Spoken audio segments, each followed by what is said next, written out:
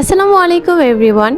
আমার আম্মু সবসময় বলবে মৌসুমের ফল মৌসুমে খেলে সেটার উপকারী অনেক গুণে বেশি।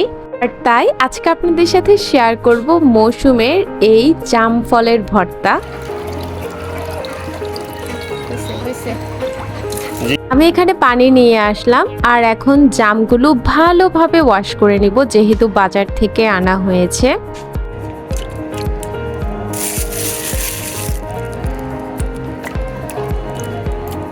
আজকের এই জামগুলো একদম ফ্রেশ ছিল, দেখতে যেরকম সুন্দর আর খুবই বড় বড় ছিল। এখানে আমি সবগুলো জাম ভালোভাবে ধুয়ে নিচ্ছিলাম।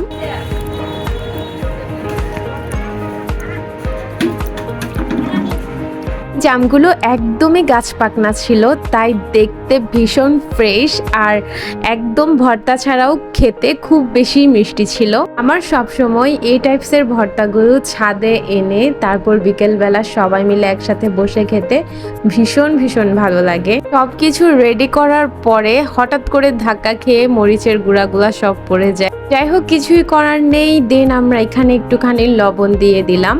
সবাই যেহেতু একটু লবণ মরিচ দিয়ে খেতে পছন্দ করে, তাই ওইভাবেই বানানো হচ্ছিল। যদিও আমার কাছে লবণ মরিচ ছাড়াই জামটা খেতে ভালো লাগে, আর যেহেতু এগুলো একদমই গাছ পাকনা ছিল তাই খুবই মিষ্টি হয়ে গিয়েছে, আর তাই লবণ মরিচ ছাড়াই খেতে বেশি ভালো লাগছিল।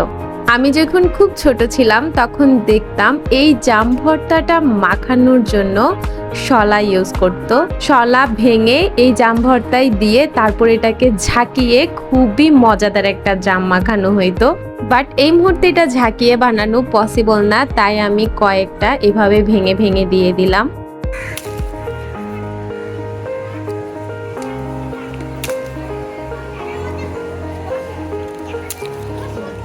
তারপর এখানে আম্মুকে বলে আমি কয়েকটা লেবু পাতা নিয়ে নিলাম।